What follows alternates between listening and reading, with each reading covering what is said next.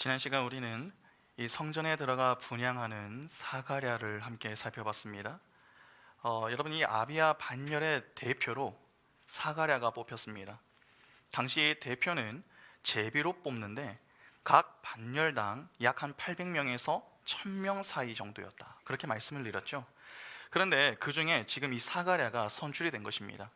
보통 사람들은 제비 뽑기를 운으로 여기지만 당시의 사람들은 이를 하나님의 결정으로 받아들였습니다. 그러니까 사가랴의 뽑힘은 이 하나님 편에서는 필연이었던 것이죠. 하나님의 때와 상관없이, 하나님은 때와 상관없이 언제든지 이 일을 하실 수 있는 분이십니다. 그러나 그분은 그분이 일하시기로 작정한 그 때를 세워 놓으시고 그때까지 기다리십니다. 그러니까 하나님은 사가랴를 만나기 위하여서 아비야 반열의 때까지 기다리셨고 그분의 때에 은혜로 그를 부르신 것이죠. 때문에 사가랴가 하나님을 만나 은혜를 입은 것은 여러분 우연이 아닙니다. 오히려 철저한 이 하나님의 간섭과 이끄심의 결과인 것이죠. 오늘날 우리의 신앙생활도요 똑같습니다. 성도의 인생에도 종종 우연처럼 여겨지는 일들이 종종 벌어지곤 합니다. 그러나 그 모든 것은 우연이 아닙니다. 왜냐하면 보이지 않는 하나님의 손길은 단 한 번도 성도의 인생을 붙들지 않은 적이 없기 때문에 그렇습니다. 하나님은 자기 백성을 늘 붙들고 계시는 분이십니다. 그러니까 성도는 항상 그 하나님의 붙드시는 그 은혜를 누리며 사는 것이죠. 그러한 하나님의 은혜로 우리가 하나님을 알고 믿게 된 것이고 그 은혜로 지금까지 우리가 하나님을 믿으며 살아가고 있는 것입니다. 그러니까 하나님은 임마누엘의 하나님이시지 우리가 어렵고 힘들어서 하나님을 찾고 부르짖을 그때에만 잠시 잠깐 찾아와 함께 해주시는 분이 아닙니다. 그렇다면 이 사실을 분명히 알았다면 여러분, 성도는 평소 어떻게 살아야겠습니까? 범사에 감사하며 살아야 하지 않겠습니까? 내가 눈을 떠서 하루를 시작하여 눈을 감고 하루를 마무리하는 그 모든 시간 속에 하나님이 함께 하시고 필요한 은혜를 공급해 주시는데 어떻게 그 은혜 앞에서 쉽사리 불평할 수 있겠습니까? 그런 점에서 우리가 섣불리 하나님을 향해서 불평하는 것은 보이지 않는 하나님보다 보이는 세상을 너무 주목하고 있기 때문은 아닌지 한번 돌아볼 필요가 있습니다. 여러분, 우리가 무엇을 보고 사는가는 대단히 중요한 문제입니다. 평소 하나님을 바라보며 사는 자는 보이는 세상을 통해 하나님을 생각하고 말하며 행동합니다. 그런 자들은 어떤 상황 속에서도 하나님이 이를 통해 내게 원하시는 것이 무엇일까? 그러한 고민을 하며 그 가운데 자신의 신앙을 점검하고 하나님이 기뻐하시는 자리로 향하기 위하여서 기도를 합니다. 그러나 그렇지 않은 자들은 어떠한 줄 아십니까? 내가 생각하지 못한 상황이 벌어지고 어떤 문제가 발생하면은 당혹감을 감추지 못합니다. 그리고 두려워하고 무서움을 가지고 자꾸 불평하는 것이죠. 그런 자들은 간구를 해도 하나님, 왜 저에게 이런 고통을 주십니까? 저를 사랑하신다고 하지 않으셨습니까? 빨리 이 문제에서 저를 좀 건져 주십시오. 원망과 자신의 원함만 가득할 뿐입니다. 때문에 평소 우리는 어떤 눈을 가지고 살고 있는가를 좀 진지하게 점검해 볼 필요가 있는 것이죠. 그런데 우리가 또 하나 고민할 것이 있습니다. 우리는 무엇을 보고 사는가의 문제도 고민을 해야 하지만 어떻게 보고 사는가의 문제도 좀 고민을 해야 합니다. 사실 신앙생활을 하면서 하나님을 소망하지 않는 분들은요 별로 없습니다. 많은 경우 보이는 세상보다 보이지 않는 하나님을 의지하라, 그러한 말씀을 자꾸 듣기 때문에 그렇게 순종해 보려고 나름의 애를 쓰죠. 그러나 애는 쓰지만 그것이 만만치 않다라고 하는 것이 진짜 문제 아닙니까? 어떠한 면에서 우리의 문제는 그렇게 살고자 하나 그렇게 사라지지 않는다라고 하는 데에 있다고 보아야 합니다. 그러면 이에 대해서 우리가 여러분 고민할 부분은 무엇입니까? 내가 무엇을 보는가가 아니라 내가 어떻게 보고 있는가 하는 것입니다. 내가 하나님을 보아도 어떻게 보느냐에 따라서 반응은 완전히 달라질 수 있습니다. 그러면 이 부분을 어떻게 해결해야 합니까? 오늘 본문을 통해 이 해결책을 좀 찾아보려고 합니다.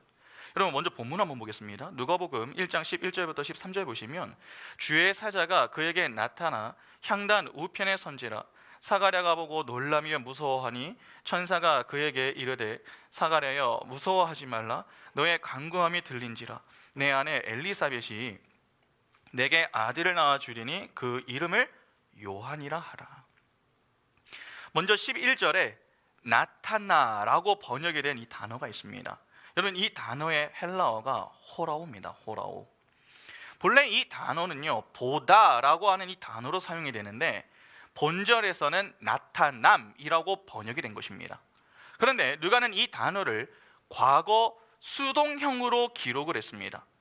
천사 편에서는 스스로 나타난 것이지만 사가랴 편에서는 나타나진 것이죠. 그러니까 천사가 사가랴가 보일 수 있도록 나타나 주었기 때문에 사가랴가 그 천사를 볼 수 있었던 것입니다. 이 단어는 부활한 주님의 출현을 나타낼 때에도 종종 사용이 됩니다. 누가복음 24장 34절을 보시면 말하기를 주께서 과연 살아나시고 시몬에게 보이셨다 하는지라. 여러분 이 호라오라고 하는 이 단어는 오늘 설교의 핵심 키워드입니다. 본문을 이해하는 데 매우 중요한 단어이기 때문에 잘 기억해 두시고 이 내용을 들으시면 도움이 되실 것 같습니다. 자, 일단 나타남이라고 하는 개념은 여러분 구약에서도 종종 등장합니다.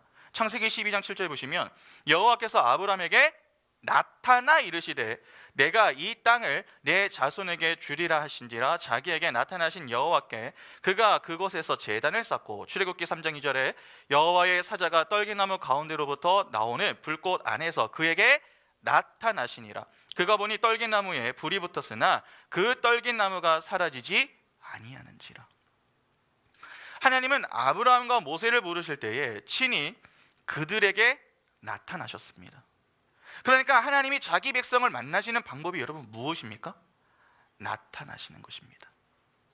여기서도 우리는 하나님이 저 멀리 전적인 타자로 계시는 분이 아님을 알 수 있는 것이죠.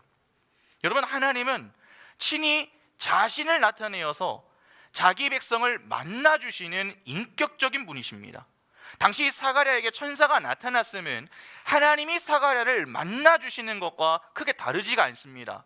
이는 사가랴 편에서 이 사건이 매우 여러분 상당한 의미가 있습니다. 여러분 말라기 선지자 이후에 400년 동안 하나님의 계시가 끊겼습니다. 주로 40년을 한 세대로 보는데 이는 거의 10세대가 지나는 동안 하나님의 계시가 없었다라고 하는 것을 의미하는 것이죠. 그래서 이를 침묵기라고 이야기하지 않습니까? 그러면 그 침묵기를 지나는 자들의 인생은 여러분 당연히 어떠하겠습니까? 신앙적으로 매우 불안정할 수밖에 없습니다. 구약 시대를 잠시 한번 생각해 보시기 바랍니다. 이스라엘이 애굽에서 몇 년 동안 종으로 지냈습니까? 430년입니다. 그러다가 하나님이 보내신 모세에 의해서 그들이 출애굽을 하죠. 그런데 그들이 홍해를 건넌 이후에 곧바로 가나안 땅에 들어간 것이 아니었습니다. 광야에서 약 40년을 지냈습니다. 이는 가나안 땅까지의 거리가 멀었기 때문이 아닙니다. 사실 약 한 일주일 정도면 충분히 들어갈 수 있는 거리였습니다. 그러나 하나님은 이스라엘을 약 40년 동안 광야에서 뺑뺑뺑뺑 자꾸 돌게 만드셨죠. 그러면 그 이유가 무엇 때문입니까? 이스라엘이 자꾸 광야에서 반란을 일으켰기 때문에 그렇습니다. 이스라엘은 여러 이유로 반란을 일으켰지만 결국 그 모든 이유는 무엇으로 기결이 됩니까? 하나님을 향한 불신입니다. 그러면 왜 그들이 여러분 하나님을 믿지 못한 것입니까? 간단합니다. 하나님을 따라 산 세월보다 애굽에서 지낸 세월이 훨씬 길었기 때문입니다. 그러니까 하나님을 믿고 나오기는 했지만 여전히 그들에게는 무엇이 강하게 남아있는 것입니까? 애굽에서의 문화, 종교, 사고 등이 그대로 남아있는 것이죠. 우리는 구원을 받으면 사람이 금방 변할 것이다 그렇게 생각을 하는 경향이 있습니다. 그러나 결코 그렇지 않습니다. 죄에 젖어있던 시간이 길수록 구원, 건짐을 받고 난 이후에 변화되는 데에도 시간은요 꽤 오래 걸립니다. 하나님을 만나자마자 단번에 변화할 수 있다면 그것은 인간이 아닙니다. 로봇입니다. 사람이 가지고 있는 좋지 못한 습관 하나를 고치는 일도 시간이 필요하죠. 자기계발서와 같은 책들을 읽어보시면은 하나의 습관을 들이는데 필요한 시간은 한 최소 3주 정도다, 그렇게 이야기를 합니다. 그러면 그 하나의 습관을 여러분, 그 습관이 신경을 쓰지 않아도 뭐 그냥 자연스럽게 내 인생 속에서 나오기 위해서는 얼마나 긴 시간이 필요하다는 말입니까? 요즘 젊은 친구들이 못하는 게 하나 있습니다. 젓가락질을 좀 못합니다. 그래서 저는 가끔씩 이 친구들하고 식사를 하다가 보면은 젓가락질을 엉뚱하게 하는 친구들이 많거든요. 젓가락질을 뭐 이렇게 완전히 껴서 하거나 X자로 하거나 그렇게 하는 친구들이 있지 않습니까? 그래서 그 친구들에게 젓가락질을 가르쳐 줍니다. 그런데 자신이 그동안 하던 방식들이 있기 때문에 젓가락 잡는 것을 교정해 주어도 상당히 어색해하고 힘들어합니다. 그래서 조금 하다가 그냥 전에 하던 방식으로 다시 돌아가곤 하죠. 그리고 가르쳐 주어도 신경을 쓰지 않으면 뭐 금방 이전에 했던 방식으로 그냥 젓가락질을 계속해서 그냥 반찬을 지어 먹습니다. 그러니까 교정이 되기 위해서는 한동안 자꾸 신경을 써야 하는 것입니다. 의지를 가지고. 그렇게 수차례 실수와 실패를 거듭하면서 자꾸 해봐야 조금씩 교정이 되고 제대로 된 젓가락질을 할 수 있는 정도가 되는 것입니다. 그러면 나중에는 굳이 내가 신경을 쓰지 않아도 정석으로 젓가락질을 하는 것이 더 편해지는 것이죠. 여러분, 젓가락질 하나도 그렇게 습관을 들이는 것이 쉽지가 않은데 신앙의 문제는 어떻겠습니까? 더 어려운 것입니다. 430년 동안 세상의 영향만 절대적으로 받았었던 이스라엘입니다. 그랬던 그들이 약 40년 동안의 광야 생활을 했습니다. 기간만 두고 보고 서로 비교를 해보면은 여러분, 이거는 게임이 안 되는 것입니다. 우리는 광야 40년이 너무 길다, 그렇게 이야기를 하지만 그들이 애굽에서 지난 세월과 비교를 해서 보면은 그리 길지 않은 세월이며 또한 그들에게 반드시 필요했던 과정이었다라고 하는 것을 알 수 있죠. 이스라엘은 광야 40년 세월을 보냈기 때문에 그나마 하나님을 의지하는 법을 조금 배울 수 있었습니다. 신명기 8장 1절부터 6절 보시면, 내가 오늘 명하는 모든 명령을 너희는 지켜 행하라. 그리하면 너희가 살고 번성하고 여호와께서 너희의 조상들에게 맹세하신 땅에 들어가서 그것을 차지하리라. 내 하나님 여호와께서 이 40년 동안에 내게 광야 길을 걷게 하신 것을 기억하라. 이는 너를 낮추시며 너를 시험하사 내 마음이 어떠한지 그 명령을 지키는지 지키지 않는지 알려 하심이라. 너를 낮추시며 너를 줄이게 하시며 또 너도 알지 못하며 내 조상들도 알지 못하던 만나를 내게 먹이신 것은 사람이 떡으로만 사는 것이 아니요 여호와의 입에서 나오는 모든 말씀으로 사는 줄을 내가 알게 하려 하심이니라. 이 40년 동안에 내 의복이 헤어지지 아니하였고 내 발이 부르트지 아니하였느니라. 너는 사람이 그 아들을 징계한 같이 내 하나님 여호와께서 너를 징계하시는 줄 마음에 생각하고 내 하나님 여호와의 명령을 지켜 그의 길을 따라가며 그를 경외해야 할지니라. 여러분, 그러면 이러한 관점에서 본다면은 400년 동안 계시가 끊긴 상황의 끝자락에 지금 서 있는 이 사가랴는 어떠하겠습니까? 평소 그가 믿음을 지키며 지냈던 자라도 이 천사의 등장은 상당히 그에게 큰 사건처럼 여겨지지 않겠습니까?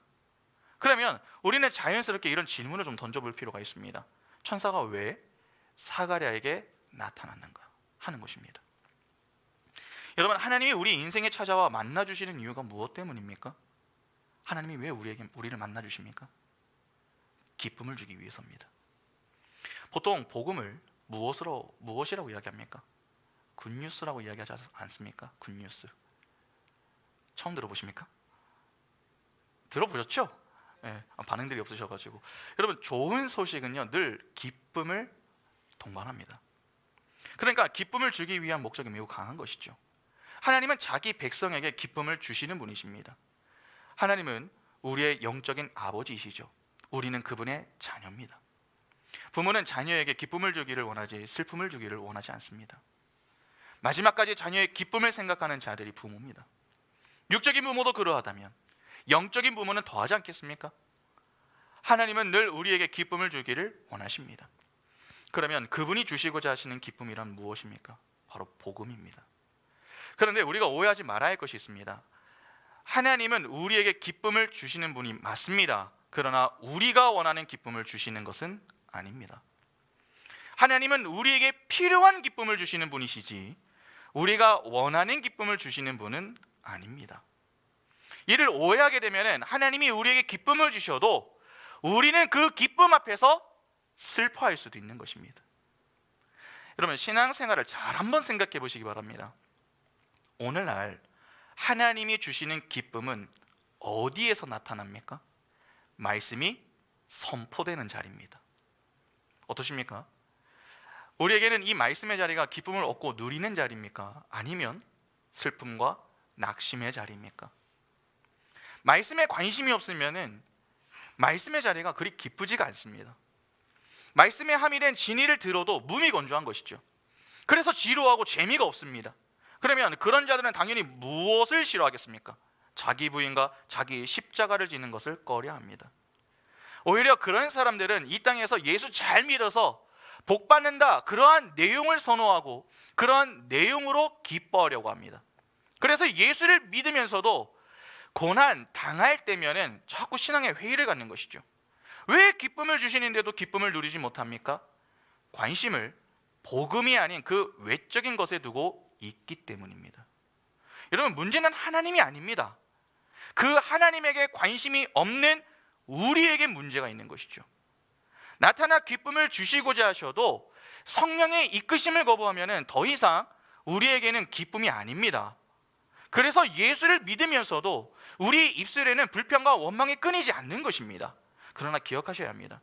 하나님은 자기 백성에게 슬픔을 주시는 분이 아닙니다. 기쁨을 주시는 분이십니다. 그러면 우리는 도대체 그 사실을 어떻게 알 수 있습니까? 13절을 다시 한번 보시기 바랍니다. 천사가 그에게 이르되 사가랴여 무서워하지 말라. 너의 간구함이 들린지라. 내 아내 엘리사벳이 내게 아들을 낳아 주리니 그 이름을 요한이라 하라. 천사가 나타나 사가랴에게 하는 말을 조금 유의해서 보시기 바랍니다. 천사가 사가랴에게 지금 무슨 말을 합니까? 너의 간구함이 들렸다, 그렇게 이야기합니다. 그러면 평소 사가랴는 무엇을 하며 살았다는 말입니까? 기도를 하며 지냈다는 말입니다. 어떤 학자는 이를 두고서 평소 하나님이 이 사가랴의 간절한 기도를 주의 깊게 들으셔서 축복의 응답을 위해 천사를 보내셨다. 그래서 그에게 두려워하지 말라고 이야기했다, 그렇게 주장합니다. 이는 매우 엉터리 주장입니다. 지금 천사는 사가랴에게 자녀를 주겠다는 말을 하기 위해서 온 게 아닙니다. 메시아의 도래를 예고하기 위해서 온 것입니다. 암울한 시대와 역사를 지내서 하나님의 구원의 역사를 여기 위한 은혜를 베푸시는 것입니다. 그러니까 그 은혜는 은혜의 방편인 기도를 통해 주어진다라고 하는 것을 보여주는 것이죠. 그런데 여기서 우리가 조금 주목할 부분이 있습니다. 지금 천사가 사가랴에게 너의 간구함이 들렸다라고 했습니다. 그러면 그 전까지는 그의 간구가 안 들렸다라고 하는 말입니까? 아닙니다. 하나님은 사가랴가 기도하는 모든 간구를 다 들으셨습니다. 우리는 자꾸 기도에서 어떤 결과물을 얻는 것만을 응답이라고 여깁니다. 그러나 하나님의 침묵도 응답입니다. 기도를 왜 하는 것입니까? 내 기대, 내 소원, 내 원함을 하나님께 관철시켜서 내 뜻을 이루기 위함이 아닙니다. 내 뜻이 있어도 하나님의 뜻이 있을 때에 그 뜻 앞에 겸손히 순종하기 위해서 하는 겁니다.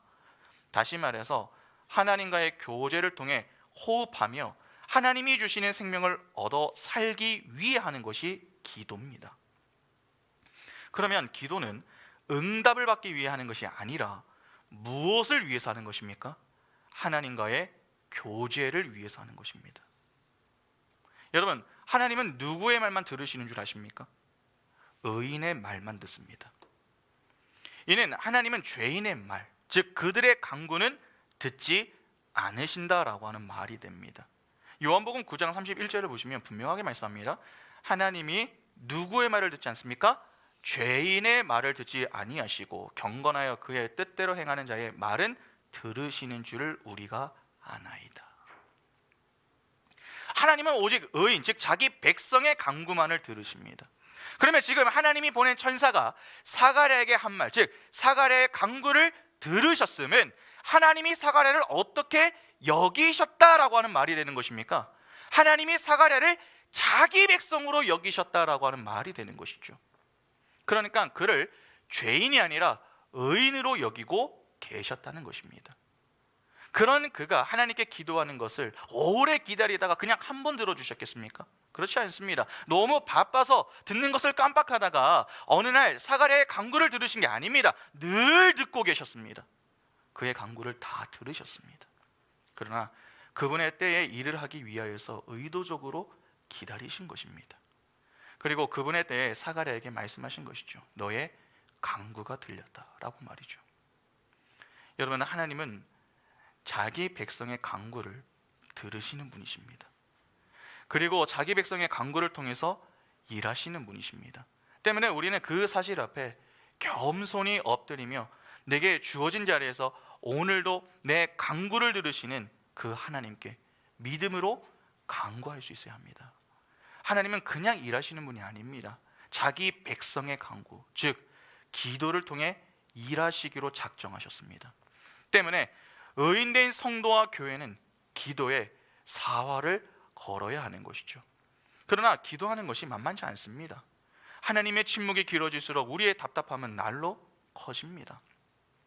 그러나 기도하면서 우리가 늘 주목해야 할 것은 하나님의 침묵이 아니라 그 침묵 뒤에 지금도 그분의 때에 일하기 위하여서 기다리고 계시는 하나님을 보아야 하는 것이죠.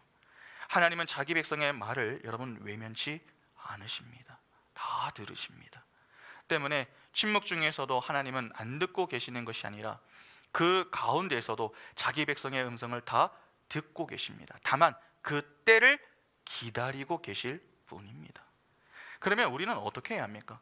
침묵하신다고 해서 하나님을 오해하거나 불평하는 것이 아니라 하나님의 때까지 믿음으로 인내하며 기도할 수 있어야겠죠.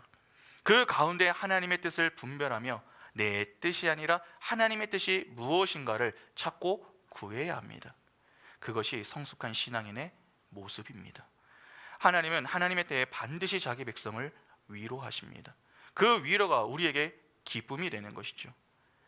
왜냐하면 하나님이 나의 하나님이 되어주신다고 하는 것을 보여주시는 일이 되기 때문에 그렇습니다. 그러니까 사가랴 편에서도 여러분 두렵지만은 가슴 한편에서는 감격과 감동이 될 수 있는 것입니다.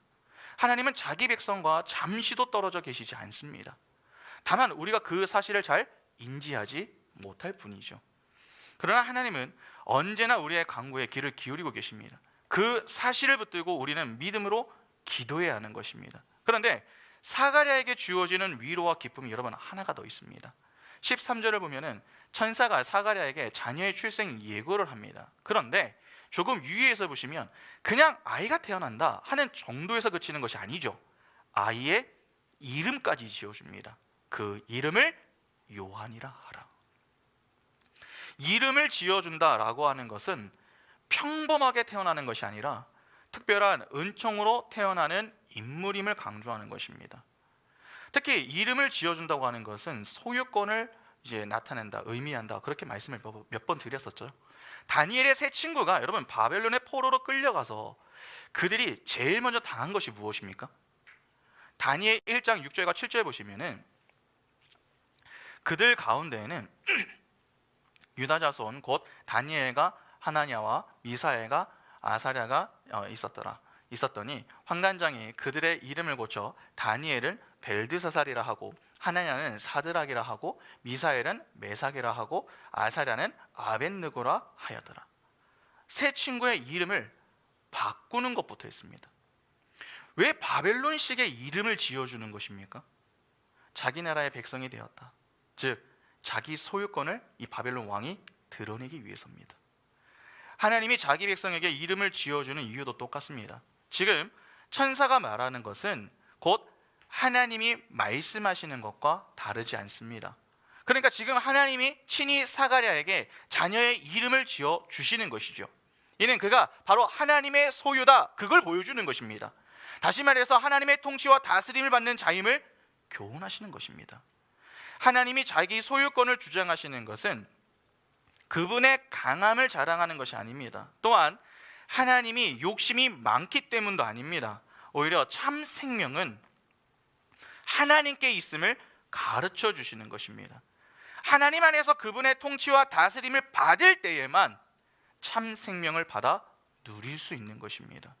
하나님이 자기 백성의 자기 소유권을 주장하는 것은 자기 백성에게 주실 그분의 생명에는 끊임이 없다, 그것을 보여주시는 것이죠.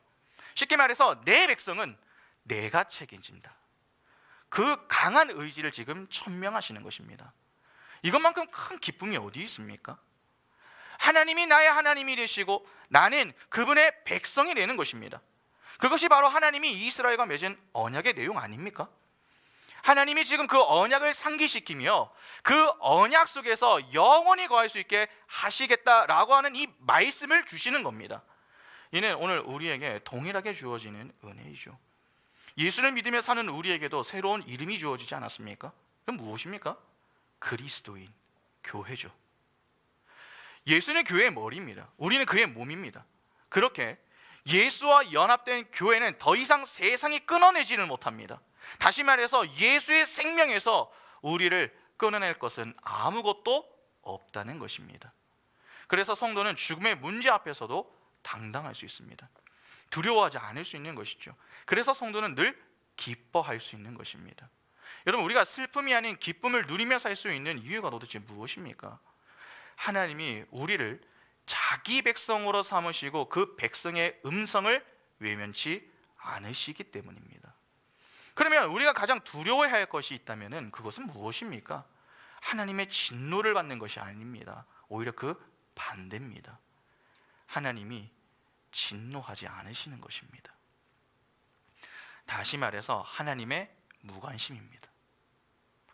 하나님이 우리를 더는 자기 백성 삼지 않으시고 우리의 음성을 외면하시는 것이죠. 그런데 우리는 별로 이에 대해서 심각하게 생각하지 않습니다. 별로 기도하지 않아도, 말씀에 열심을 내지 않아도 괜찮습니다. 그것은 언제든 나중에라도 할 수 있는 일처럼 그렇게 여깁니다. 그러나 하나님이 그분의 관심을 거두시고 더는 우리의 간구를 듣지 않으시면 우리의 생명은 그 순간부터 끝나는 것입니다. 우리가 산다고 표현할 때에는 하나님의 생계가 우리에게 주어져서 생명이 되어 살아갈 때입니다. 다시 말해서 성령의 은혜와 그로 인한 예수의 생명을 소유하며 살 때에만 산다, 그렇게 표현하는 것입니다. 만일 그러한 것이 없다면 그것은 여러분 죽은 것이지 산 게 아닙니다. 나무에서 나뭇가지가 떨어지면 그 나뭇가지에 붙어있는 잎들은 산 것입니까? 살아있는 것처럼 보이지만 사실상 죽은 것이나 다름이 없습니다. 하나님의 품에서 떠난 인간이 바로 그러한 것입니다. 우리의 생명은 오직 하나님께로부터 주어집니다. 그래서 하나님이 그 생명을 주시기 위해 은혜를 공급하기 위한 방법으로 이 두 가지를 제시하셨죠. 무엇입니까? 바로 말씀과 기도입니다. 말씀과 기도는 여러분 한 세트입니다. 말씀이 있어야 기도가 나오고 기도를 해야 더 말씀을 붙들게 됩니다. 그런데 우리는 기도도 별로 하지 않습니다. 기도를 하지 않기 때문에 말씀에 열심을 내지 않습니다. 말씀에 열심을 내지 않기 때문에 기도할 것이 없습니다. 그래서 기도만 하라고 하면은 지루하고 자꾸 잠이 오는 것이죠. 그리고는 나중에 하지 뭐. 그렇게 별로 중요한 일로 여기지 않습니다. 아닙니다. 우리는 말씀과 기도에 사활을 걸어야 됩니다. 사활을 걸어야 할 것에 사활을 걸지 않으면은 우리는 자꾸 다른 것에 사활을 걸게 됩니다. 오늘 우리는 무엇에 사활을 걸고 있습니까? 말씀과 기도에 사활을 거시기 바랍니다. 우리가 하나님을 경외하며 살 수 있음에 우리는 크게 감사할 수 있어야 합니다. 하나님이 그분의 은혜로 우리를 자기 백성 삼으셔서 우리를 교회로 불러주시고 교회의 강구에 귀를 기울이고 계심에 크게 기뻐할 수 있어야 합니다. 그러니까 지금 이 시간에 우리는 크게 감사할 수 있어야 하는 것이죠. 그런데 하나님이 이름을 주실 때에는 자기 소유권을 주장하기 위함도 있지만 여러분 한 가지가 더 있습니다. 어떤 사명을 감당하게 하시려고 하는 목적도 그 속에 숨어 있습니다. 아이가 없는 사가랴에게 요한이라는 이름을 주셨습니다. 이는 요한이 하나님의 소유이면서도 동시에 하나님 안에서 사는 그가 이 땅에서 감당하며 살아야 할 어떤 분명한 이 사명이 있음을 보여주시는 것이죠. 그러니까 하나님의 백성으로 마땅히 감당해야 할 무언가가 있다는 것입니다. 그게 무엇입니까? 하나님을 위해 사는 것입니다. 우리는 이미 세례 요한이 어떤 인생을 살았는가 그걸 다 알고 있습니다. 여러분, 그런데 그의 인생을 딱 한마디로 한 줄로 요약을 하라고 하면은 결국 어떻게 됩니까? 하나님을 위해 산 인생, 즉 하나님의 영광을 위해 살았던 인물이라고 할 수 있죠. 그는 철저히 자기를 부인하고 자기의 십자가를 졌던 인생을 살았습니다. 그러니까 단지 예수가 오시는 길을 예비하는 정도로만, 그 정도만 보여주는 것이 아니라 예수 이후에 탄생하게 될 교회요 성도인 우리 역시 어떻게 살아야 하는가를 보여주는 것입니다. 하나님은 자기 백성에게 그분을 친히 나타내시어서 기쁨을 주시는 분이십니다. 그 기쁨은 하나님이 우리의 하나님이 되시어서 우리의 간구를 들어주실 뿐만 아니라 친히 이름을 지어주심으로 자기 백성의 소유권을 주장하시고 또 분명한 사명을 갖고서 살게 하시는 것입니다. 이렇게 하나님은 철저히 자기 백성의 기쁨을 위하여 찾아오셨습니다. 그런데 오늘 본문을 보면은 이 사가랴가 그 기쁨을 주기 위하여서 찾아온 천사 앞에서 보이는 반응이 어떻습니까? 12절을 보면은 그가 놀라며 무서워했다라고 합니다. 이에 13절에서 천사가 그를 보면서 사가랴여 무서워하지 말라 그렇게 이야기합니다. 여러분, 왜 사가랴는 천사를 보고 놀라며 무서워하는 것입니까? 아무도 없어야 하는 곳에 갑자기 누가 탁 나타났기 때문입니까? 여기에 매우 중요한 의미가 들어가 있습니다. 여러분, 하나님은 어떤 분이십니까? 거룩한 분이시죠. 그래서 하나님이 출애굽한 이스라엘에게 하신 말씀이 무엇입니까? 레위기 11장 44절과 45절 보시면 나는 여호와 너희의 하나님이라 내가 거룩하니 너희도 몸을 구별하여 거룩하게 하고 땅에 기는 길 짐승으로 말미암아 스스로 더럽히지 말라. 나는 너희의 하나님이 되려고 너희를 애굽 땅에서 인도하여 낸 여호와라. 내가 거룩하니 너희도 거룩할지니라. 내가 거룩하니 너희도 거룩하라 그렇게 말씀하셨습니다. 하나님은 거룩한 분이시기 때문에 거룩하지 않은 자와는 함께 공존하실 수가 없습니다. 이는 거룩하지 않은 자가 함부로 하나님 앞에 서게 되면은 죽게 된다는 것입니다. 출애굽기 19장 12절에 너는 백성을 위하여 주위에 경계를 정하고 이르기를 너희는 삼가 산에 오르거나 그 경계를 침범하지 말지니 산을 침범하는 자는 반드시 죽임을 당할 것이라. 그리고 출애굽기 19장 20절에서 24절도 한번 보겠습니다. 여호와께서 시내산 곧 그 산 꼭대기에 강림하시고 모세를 그리로 부르시니 모세가 올라가매 여호와께서 모세에게 이르시되 내려가서 백성을 경고하라. 백성이 밀고 들어와 나 여호와에게로 와서 보려고 하다가 많이 죽을까 하느라. 또 여호와에게 가까이 하는 제사장들에게 그 몸을 성결히 하게 하라. 나 여호와가 그들을 칠까 하느라. 모세가 여호와께 아뢰되 주께서 우리에게 명령하여 이르시기를 산 주위에 경계를 세워 산을 거룩하게 하라 하셨사온즉 백성이 시내산에 오르지 못하리이다. 여호와께서 그에게 이르시되 가라. 너는 내려가서 아론과 함께 올라오고 제사장들과 백성에게는 경계를 넘어 나 여호와에게로 올라오지 못하게 하라. 내가 그들을 칠까 하노라. 그렇죠? 그러니까 이러한 내용들이 여러분 율법으로 이어졌고 이에 이스라엘은 하나님 앞에 서는 것을 두려워했습니다. 그러니까 하나님 앞에 서면 죽는다라고 하는 이 사고가 매우 강했던 것이죠. 그러면 지금 사가랴 역시 놀라며 무서워하는 이유가 무엇에 근거한 것입니까? 율법에 근거한 내용을 그가 잘 알고 있었기 때문입니다. 그러니까 지금 사가랴는 율법에 근거하여 반응을 보이고 있는 것입니다. 여러분 12절을 다시 한번 보시기 바랍니다. 12절 보시면 사가랴가 보고 놀라며 무서워하니, 여기 보면 보고라고 하는 단어가 나오죠. 이 단어는 헬라어 단어 이 에이돈입니다. 에이돈. 11절에 나타나라고 번역이 되는 헬라어 단어가 무엇이었습니까? 호라우였죠. 호라우. 에이돈 역시 보여주어 보는 것을 의미합니다. 잠시 한번 좀 패드를 좀 넘겨주시겠습니까? 보이십니까? 패드. 여러분 지금 11절과 12절을 이제 개역개정과 이제 헬라어 원문으로 좀 보시면은 주의 사자가 나타났습니다. 이 나타나가 제가 에이돈이라고 했었죠? 이게 지금 과거로 되어 있어서 그런데 이 단어가 여기 호라오죠? 여기 호라오입니다. 나타나. 이것도 보여주어서 보게 되는 것을 의미합니다. 그런데 그 밑에 12절을 보면은 사가랴가 보고, 이 단어가 이돈이라고 되어 있는데 이게 에이돈입니다. 그러니까 똑같이 보여주어서 보게 되는 단어지만 지금 두 단어가 서로 다르죠. 그러니까 여러분, 호라오나 에이돈은 보여주어야만 보일 수 있다라고 하는 점에서는 차이가 없습니다. 그러나 두 단어의 의미를 보면 차이가 좀 있습니다. 여러분, 에이돈은요, 말 그대로 보여주어야만 보일 수 있는 정도를 의미합니다. 그러나 호라오는 보여주되 보이게 하는 것 자체가 아니라 그 속에 담긴 진리를 보게 하는 것을 의미합니다.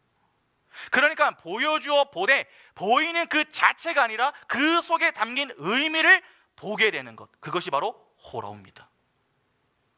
그러니까 호라오는 에이돈보다 한 차원 높은 단어인 것이죠. 천사는 진리를 담고 지금 사가랴 앞에 섰습니다. 그러니까 사가랴에게 진리, 즉 기쁨을 보여주기 위하여서 그 앞에 나타난 것입니다. 그에게 보여주지 않은 게 아닙니다. 그 속에 담긴 진리를 이미 그 앞에 보여주기 위하여서 섰습니다. 그러면 사가랴는 호라오로 나타난 천사를 어떻게 보아야 합니까?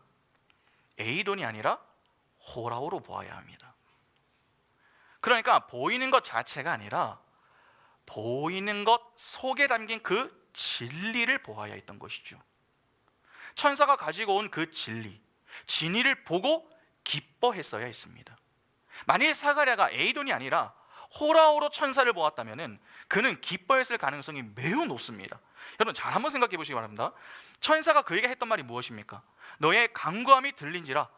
여러분, 평소 사가랴는 기도의 사람이었습니다. 그가 기도했음은 적어도 하나님과 소통하는 자, 교제를 나누는 자였음을 의미하는 거 아닙니까? 보통 교제가 깊어지면은 친밀도가 높아지고 친숙함을 느낍니다. 연애를 한번 좀 생각해 보시기 바랍니다. 연애 초기에는 서로 어색하죠.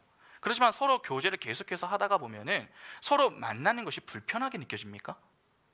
그 반대죠. 오히려 자연스럽고 편해지게 느껴집니다.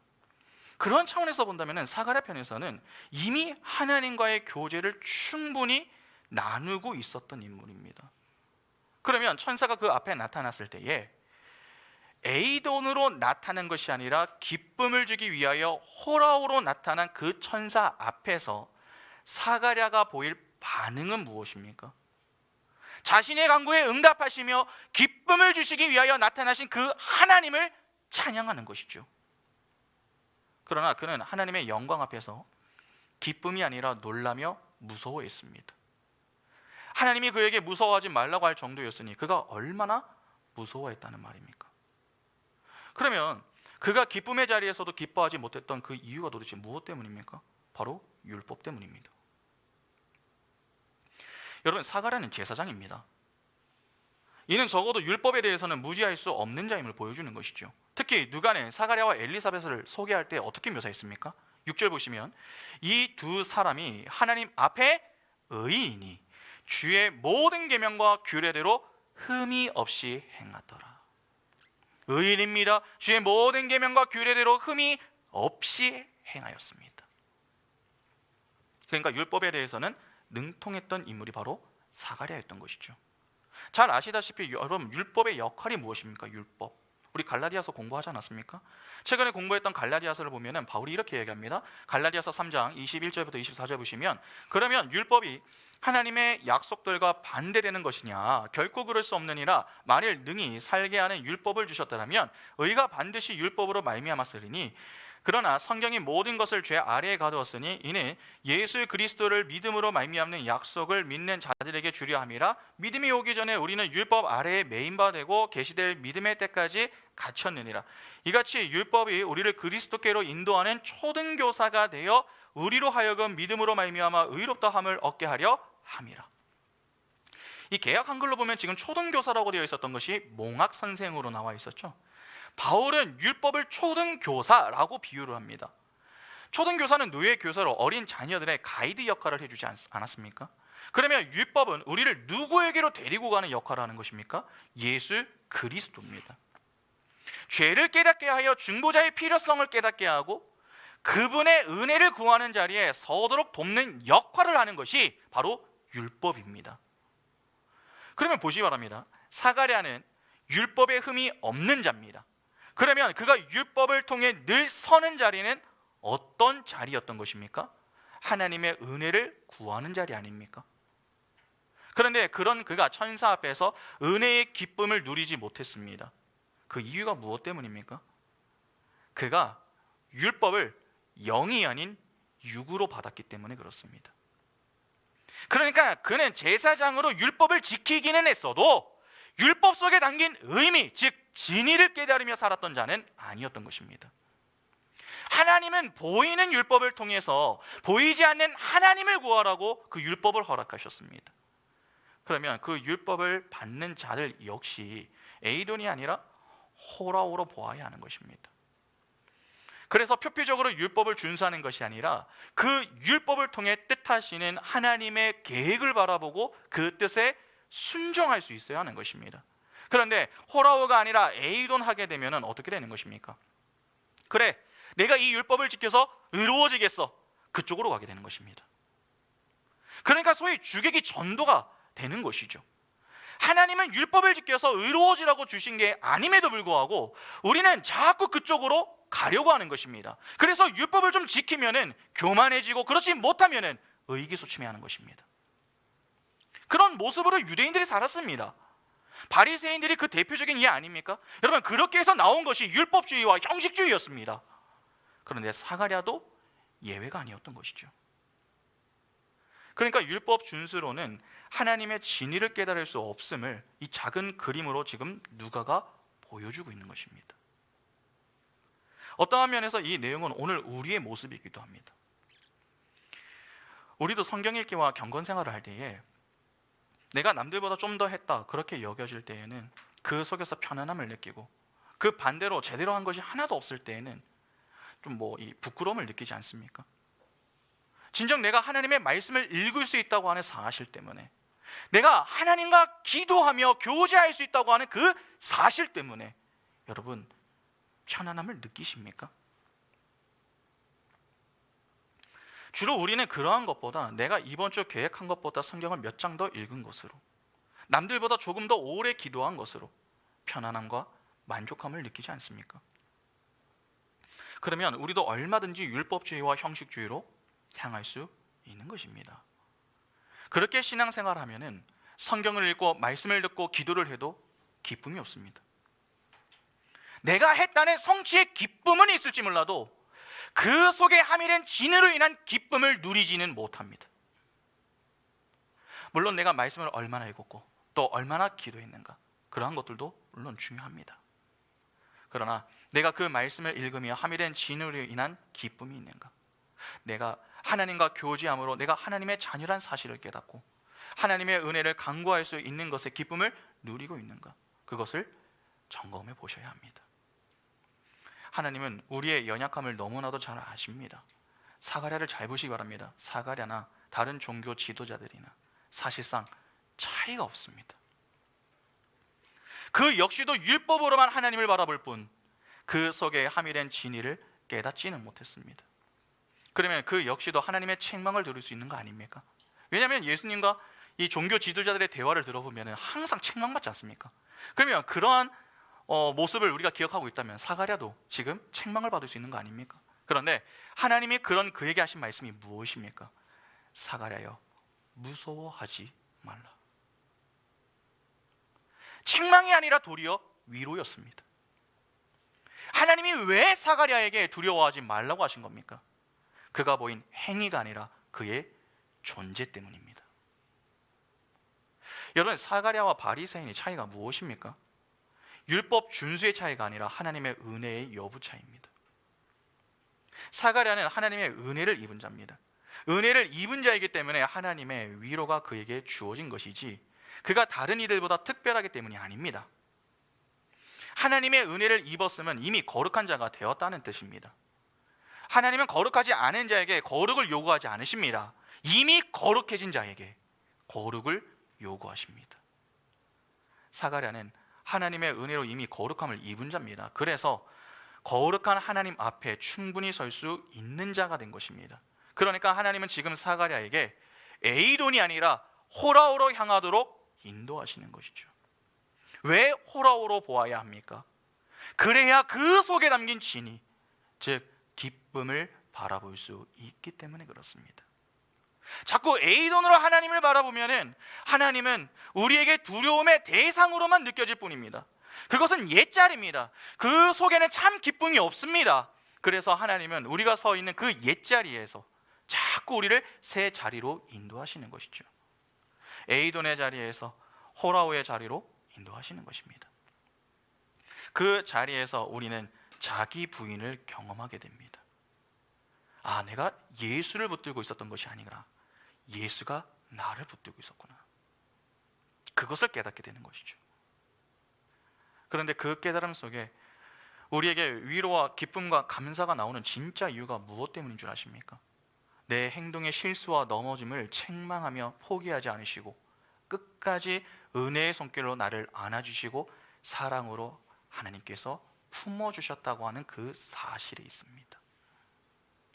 율법을 앞세워 교만하게 살았던 내 인생을 책망하면 야, 너는 더 이상 안 되겠다, 그렇게 포기하시는 것이 아니라 도리어 사가랴여, 무서워하지 말아라.